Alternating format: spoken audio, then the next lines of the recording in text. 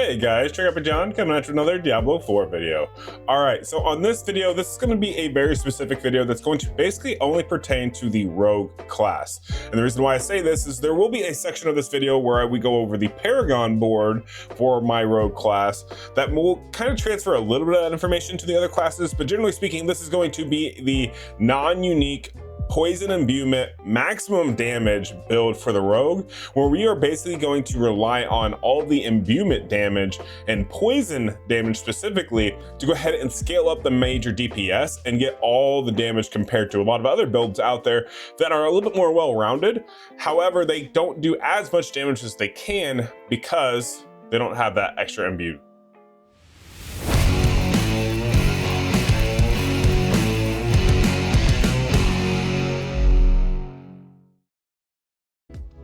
All right, so since we're gonna be talking about builds, let's go ahead and let's first teach you how to play said build. So right here, we're gonna just do this event here and we'll just play through it. Now, one thing that you wanna notice and pay attention to is the simple fact that I can go ahead and stand here and I'm making sure that I hit my primary button 3 times to get my counter up before I proc my twisting blades. Now, the reason why I'm doing this is simply one, because it helps with mana, right? So basically my energy here will deplete if I just try to use twisting blades all the time. But if I go ahead and I press the core skill 3 times to get my combo up here, right? For my combo, then that allows me to go ahead and keep my twisting blades always available to be procced. Now, there are a lot of other easy ways to do this build. There's a lot of builds out there that use twisting blades, poison imbuement, a bunch of other classes here. Mine doesn't necessarily have to be the best, and it's actually a lot harder to talk about the build while you're playing. I should have probably done this on separate, side note. But anyways, it doesn't necessarily mean this is the best build out there. However, this build is going to be primarily based upon poison damage. So even though my damage may not look massive, my damage mitigation is pretty decent, and as soon as I poison somebody, I do a lot of damage.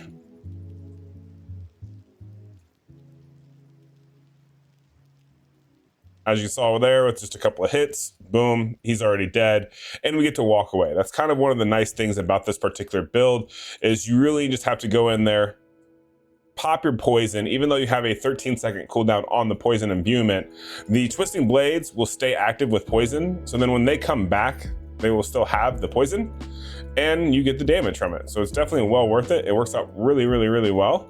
And I don't really have any problems or any struggles with anything, unfortunately. It's just one of the situations where I do more than enough DPS to get it done.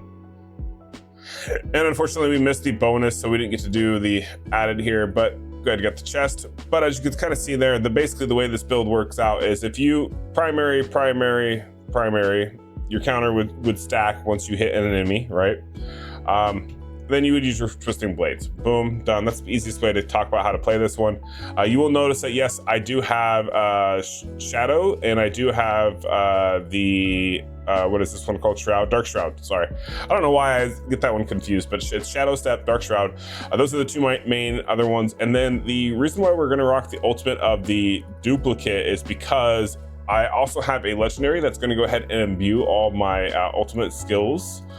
So basically, my clone is going to do poison damage just like me, which then allows me to burst things down super quick. So let's go ahead and let's dive into the build and talk more about it. And we'll go ahead and we'll probably put all this up on website right now to kind of show you it. And then also I want to show you there's one difference, because there is a legendary that I have on my build that was actually not listed on any of the websites. So I do want to talk about that and show you guys, so that way you also know that, hey, there may be some other things out there that maybe not everyone has on their sites. So be cognizant of it. All right, so first things first, this build is actually going to be a very beginner friendly, very not necessarily a veteran player type build.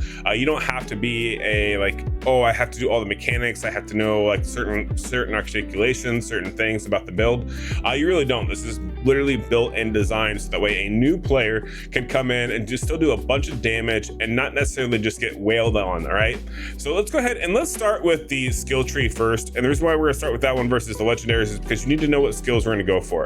And actually, you know what? We'll just go down here to skills. We'll talk about them first, then we'll talk about the legendaries. That makes more sense. Okay, so the first skill that I have on the list is Twisting Blades. Now, Do note Twisting Blades. It is impale an enemy with your blades, dealing 63% damage and making them take 8 times increased damage from you while impaled. After 1.5 seconds, the blades return to you, piercing enemies for 101 damage. Basically what this is telling you is that you're going to do some damage while they're being impaled. If you stack a core skill or some other type of skill, hit them with Twisting Blades again, you're going to do more damage. So this is kind of a infinite ramp, okay?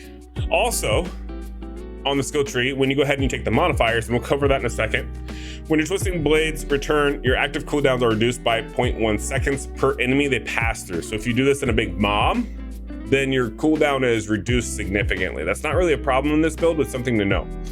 Next thing that we're going to talk about is going to be the basic ability here, which is Puncture. Now, the reason why we're using Puncture is because it is ranged, and also because you can get the additional spot on it in the second passive. I don't know what you want to call it for the skill, but it allows you to have a chance to make an enemy vulnerable. The reason why that is important is for another synergy step we're going to talk about later in the build. All right, next we have is Shadow Step. This is legitimately a movement skill. It's really good. It's really helpful to actually bounce around, dodge enemies, get behind them for a second. Works out really, really, really well versus Dash, which is a good movement skill. However, this one does a little bit of damage for you. And also, Shadow Step's cooldown is reduced by 3 seconds when it damages an enemy you have not hit with Shadow Step in the last 4 seconds. This is perfect because Shadow Step is literally going to take you from point A to point B behind the enemy. Next is going to be the primary damage dealer in this build. That's going to be Poison Imbuement. Now, Poison Imbuement is probably one of the most broken imbuements in the game right now. Shadow is definitely a very strong one. Bleed, I know, is amazing for the barbarians. However, the rogue's Poison Imbuement is legitimately broken. For some reason, they have not tapered back poison damage, and I am totally okay with it. Also, we have Poison Imbue skills have up to a 30% chance to apply double the amount of poisoning damage over time. The reason why we go with that one is mainly because your poison's always up constantly. You always want to get that extra tick of poison if it's a chance, because of how strong poison is. It makes melting bosses super quick and easy. The next skill we're going to talk about is going to be the ultimate, and the Shadow Clone. Cooldown of 60 seconds. Mimics your actions for 15 seconds. Obviously, and the Shadow Clone deals 60% of damage. Now, you are unstoppable for 5 seconds after casting Shadow Clone, and your Shadow Clone deals an additional 20% of your damage. That's huge modifiers for extra damage. And also, we're going to talk about more is the reason why we're using Shadow Clone with a poison build is because when you pop Shadow Clone with Poison Imbuement active, your Shadow Clone is also going to be doing poison damage on top of you. Last but not least is going to be Dark Shroud. And this essentially, we're actually using this for both critical strike chance for the vulnerable procs, as well as the damage reduction is huge. Obviously, Rogue's a little squishy, and you're going to see the way you play this style of character, you kind of you Shadow Step into mobs of people. You do Twisting Blades as it circles around you. You do all this extra AoE type damage. So it's really helpful to have this damage mitigation, especially from close range offenses. All right, so now that we've kind of covered that, and then the specialization is going to be combo points. As you saw there, your basic skills now generate combo points. Core skills consume combo points for additional effects. Basically allows it to do more damage by having this. This is why you stack your core ability 3 times before you use your Twisting Blades or anything else. It's for that reason. Okay, so let's go ahead and talk about how are we going to go ahead and modify these skills, right? So how do these skills play into effect with our legendaries? If this is a ultimate imbuement build, what kind of imbuement damage are we looking at? What kind of builds are we looking for, right? So you would think we're looking for poison, imbuement, so on and so forth, right? You're not going to be too far off. So you'll notice that I have no uniques in here. And there's a reason for that. The reason why we don't have any uniques is I tried to keep this as simple as I could, so that way you could do as many dungeons as possible that just unlocked the Codex of Power for that imbuement, or for that aspect. So that way you didn't have to work on RNG as much, right? Because everyone knows there's nothing worse than waiting on that one legendary aspect that you need to really to sell your build, basically, to where like, hey, this is now viable. So I tried to make a build that didn't use any uniques. It was all basic aspects, so that way you guys could really focus on it and utilize it. Okay, so first things first, the helm, we have active disobedience. You gain armor for 4 seconds when you deal any form of damage, stacking up to 25 to 50%. This is huge. Basically, armor helps you a lot with damage mitigation. You need a lot of that as a rogue. Basic skills grant 20% damage reduction for 2 to 6 seconds. Once again, we have additional damage reduction, and you're using your basic skills 3 times before you use any of your other skills, right? So this all goes hand in hand. Next, we have is aspect of unstable imbuements. When cast an imbuement skill, you trigger an imbued explosion around yourself, applying the imbuement effect and dealing X damage of the same type.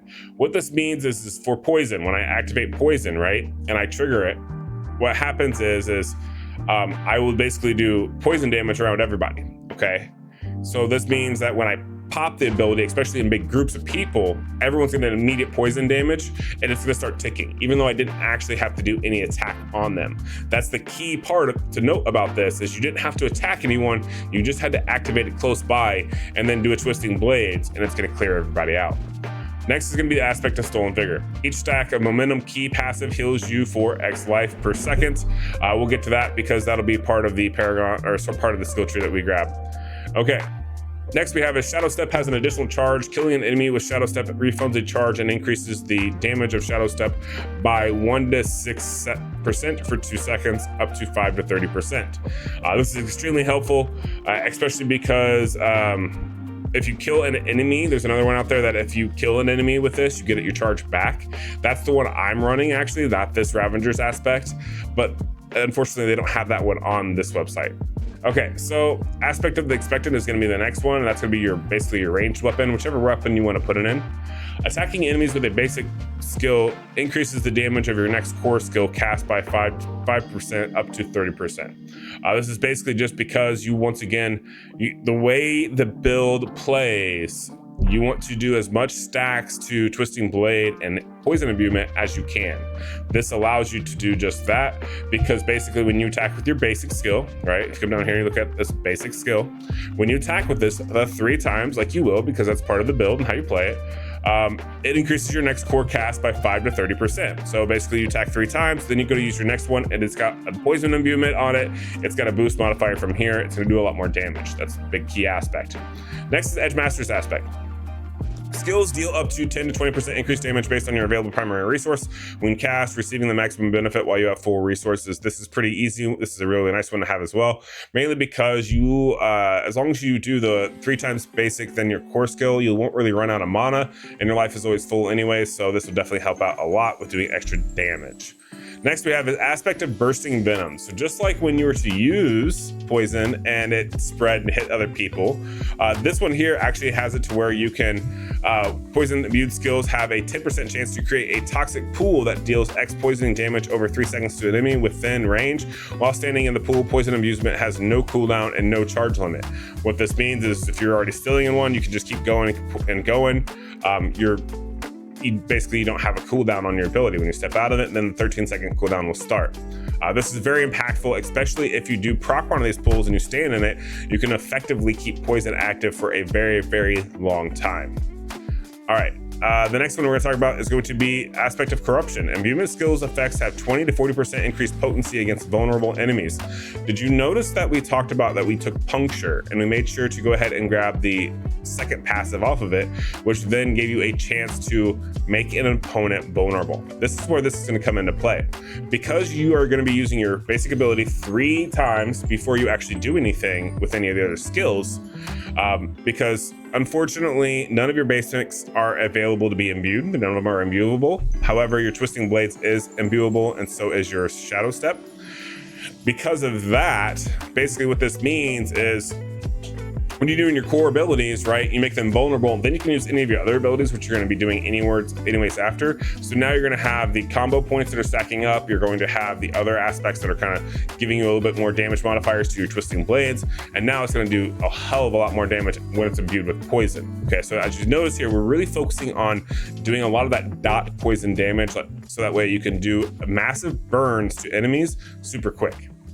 Okay, next we're going to talk about is going to be shadow clones, and also mimic the imbuement applied to your skills. This is basically where I was talking to you about where reason why we're using shadow clone is because you want to double up your damage, and you can do an imbuement on him that allows him to do poison damage. So that's also a key point of this. Next we're going to have is going to be Blade Dancer's aspect. Twisting Blades orbit for a short time around, they round you, and then they returning. Basically, they do a bunch of damage as they go out, and then as they come back, they orbit around. And based on the distance the blades turned, the orbit damage increases up to 20 to 30% of the return damage. So basically when they come back, they can do even more damage if there's more separation. Overall, in general, this particular aspect really helps the build tremendously. It helps a lot with the more AoE clear packs type deal, but you don't actually have to have this yet when you're first starting out. It's not a big deal. It's not the end of the world if you don't have Twisting Blades Legendary. This build still works pretty well without it. But one thing to note is notice that I have no uniques listed here. If I did have some uniques listed here, they would probably be like Temerity and maybe the Helm, but the Helm's super rare drop, so it is what it is. Also, gems. You have two options for gems. So testing wise, it seems like critical strike damage does better than dot damage, even though dot damage could be more impactful. But I think because your basic skill gets a critical strike modifier, or critical strike chance, that this helps a little bit more. So we're actually going to be stacking emeralds on our weapons. We're going to be stacking armor on our rubies on our armor for maximum life, and then on our accessories we're going to be stockpiling and getting the skulls on there for the extra armor for the build. Now this does sound like this is going to change come season 1. I don't know if you guys saw the campfire talk, but it looks like on season 1 resistances are going to slowly change, and I would expect by season 2 that resistances will be key. So this is probably going to get swapped out. If it does get swapped out, it'll probably get swapped out to the diamonds at the worst case scenario, and that's if resistances are in play. All right, moving on. Skill tree. As you can see here, we took puncture. We took down to fundamental puncture, twisting blades, and then we took all the way to advanced twisting blades. We have sturdy. The reason why we have this is because it's close damage reduction. Like I said, gameplay and style for this build is you're going to go ahead and shadow step into a horde, into a mob. You're going to proc all of your skills at that point, and then cover them all with poison at that point with your aspects damage. And then your twisting blades is going to attack someone, and then it's going to spin around, hitting everyone with additional poison damage, allowing you to clear them. One thing that's important about that is you can't die while being that close to everybody. Close damage reduction helps. Moving on, shadow step. Pretty straightforward. We're going to take all the way to disciplined shadow step. We're only going to do 4 out of 5 on this one. It's not as critical to have all 5. The next notable is going to be weapon mastery, gaining bonus when attacking based on weapon type, whether it's daggers, swords, bows, crossbows, increased critical strike damage. Bows, 12% increased damage to vulnerable enemies. Notice that, okay? So you typically want to run a bow instead of a crossbow on this particular build because you're doing so many basic attacks to enemies that are probably vulnerable. Now you could do crossbow and that'd be critical strike damage is helpful.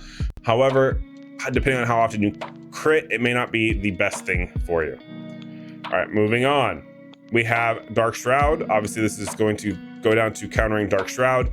Basically, you gain the 8% critical strike chance when you have 4 or more, and you should almost always have 4 to 5 shrouds up at a time. Moving on, we have Exploit. You deal 18% increased damage to healthy and injured enemies. The reason why this is in here and very impactful, why we picked it, is because we're doing a lot of instant burst damage. So this means your first hit is going to be usually a poisoned type hit that then is going to allow you to do a crap ton of damage because they're going to be healthy. And then what's going to happen is it's going to tick once, take them down to about dead. And then at that point, now they're in the injured section, and it's going to do more damage. See how that works out? It's basically you use this skill to bridge the middle ground that doesn't apply. Moving on, poison imbuement. Obviously, we've talked about that. You're going to take mixed poison imbuement, and that is basically you get to do the more double amount of poisoning. Now, this other one over here, critical strikes with poison imbued skills deal 70% increased poisoning damage. That could be a very good one as well because you are boosting your crit chance. It's just one of those situations on what do you want to risk it for. I feel like this one's more impactful and luckier than this one is. Okay. Next we have is all the poisons. You're going to take all the poison stuff because we want to do as much damage as possible with poison. And then precision imbuement. Imbued skills gain 9% increased critical strike chance. So once again, now we're up to 17% increased critical strike chance just off the skill tree. So we're definitely bulking it up, which is why I say it is okay if you were to take blended poison instead. I just feel like mixed poison is better investment.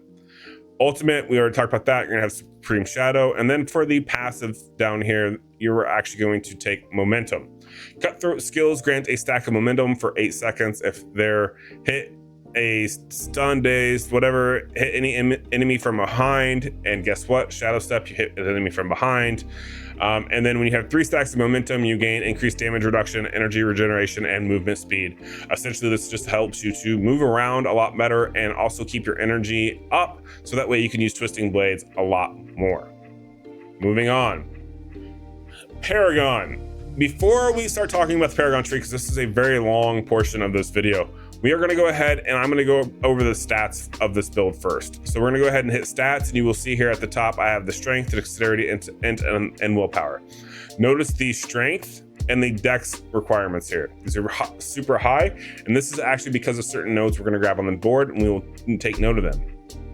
One other thing to pay attention to is, one, your critical strike chance is only at 9.7%. It doesn't really reflect these skill tree stuff, so that's why you see it like this.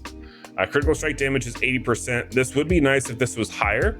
However, you can push this a little higher with gear, and that's what I would recommend versus trying to do it with points on the tree. You have vulnerable damage here. Obviously, this is very impactful because a lot of these enemies should be vulnerable. So this allows you to do an additional 70%, additional 70% damage. And then damage itself, right? That's just overall increases all of your damage. So now you have vulnerable damage that you're stacking with damage that you're also stacking with all these other ones like healthy, right? Like I said, for that first hit. Then you're talking about damage with skills, which is also going to be like everything's a skill, right? And then last but not least, the creme de la creme here is going to actually be this damage with imbued. This is what makes this build, because you do so much poison damage as it is. And then on top of that, you have all these other modifiers, right? You have over another 140% damage increase, and then you're gonna add on 75% damage with imbued. So as long as you have your poison up, which you will have up a lot because you'll be proccing your pools to stand and to constantly keep it up and running. This means you're just doing an infinite amount of damage, and you're also recouping a lot of energy while you're going through this, as long as you're following that 1, 2, 3 step. Okay, so this is where this comes into play. Also, damage reduction is very helpful, but it's not the end of the world. And you will see here your armor is 763. That's pretty good. That's actually very good. All right, so let's go ahead and let's go into the Paragon. So first off, the first board you have here, you want to 100% go to this glyph and fill out this board section. Okay, this glyph is super impactful, especially on this build. We're going to grab the chip glyph, and the reason why is for every 5 dexterity purchased within range, you deal 1.3% increased physical damage. Physical damage increases the damage an enemy takes from you times 1 up to 10 seconds for 15, or up to 10% for 15 seconds. Why is this so impactful? It's honestly because all of your attacks are physical attacks. So what this does is it immediately out the gate, as soon as you get to minimum requirements for this, it'll activate, and you will be doing a lot more damage and actually be inflicting up to 10% more damage just from this one glyph, and that in itself is huge. And this is the easiest one to go ahead and get all your dexterity. You're going to grab all your dexterity points here. As you can see, there's a crap ton of them, and then you're going to see where your actual rare nodes have 10 dexterity, and once again, if intelligence is up, they're doing more damage. This is where a lot of that damage is going to come from, right? Same thing over here. You're going to grab that armor. It's going to help you out a lot. It's going to give you that dexterity that you need. Moving on, we're going to go ahead and go into the next board. What you're going to do for this board is you're going to immediately race up to get this glyph here, and then you're going to race over and you're going to grab the ultimate glyph, or sorry, the ultimate node. The reason why is because this glyph here, for every 5 int purchased within range, skills that are imbued deal plus 3% increased damage. So once again, we talked a lot about how this build imbues constantly. So your attacks are always going to be imbued, right? Especially the blades as they're circling you. So with them circling you, casting an imbuement skill reduces the active cooldown of another random skill as well. So this particular glyph allows your twisting blades to do a crap ton more damage, or your shadow step, your imbued damage. On top of that, every time you cast an imbuement skill, you reduce the active cooldown of another one, which there's only that one. So it reduces that cooldown by 0.5 seconds. This allows you to definitely keep it more active more frequently. Okay, and then maximum life, that's always very helpful. You're going to notice we're not going to take a whole lot of life glyphs or life nodes in this build. This is definitely not a hardcore viable build. All right, and then we're gonna come over here and you're gonna go ahead and grab the legendary node, No Witnesses. Your ultimate skill deals 30% increased damage and grants you 10% increased damage for 20 seconds when cast. This is very, very helpful. This one, it doesn't always have to necessarily be your starting next one. The problem is not all of these boards lend themselves to navigating properly on them and getting the maximum damage. So you really have to play with them a lot. And it just happens to work out that getting this particular board, the No Witnesses board next, just makes the most sense because it has so many well-rounded skills that you can branch off of it twice. Well, if we branch to the left here, which is what I would probably recommend, because what you're going to want to grab after that is you're going to want to grab this legendary node, Exploit Weaknesses, which is whenever you deal damage to a vulnerable enemy, they take 1% increased damage from you up for 6 seconds, up to 15%. So just like the other skill, right, that can scale up to 10%. Now this one can scale up to 15%. So once again, we're just infinitely scaling the attack on this build. So not only is your physical attack scaling, but your poison attack is scaling. And all of your attacks are going to be poison imbued other than your basic ability. That's where all this comes into play and makes life so much easier when it comes to actually figuring out like, okay, yes, this is the build I want to play. All right, moving on from here, we also will see on this particular board that we're going to use another glyph. We're going to be using the Closer glyph. Why are we going to be doing that? And it's because your cutthroat skills deal more damage. This is going to be very similar to how everything else works out, right? Where you want as much deal damage as possible, and your cutthroat skills are going to be your shadow step, and they're going to also beat your blades.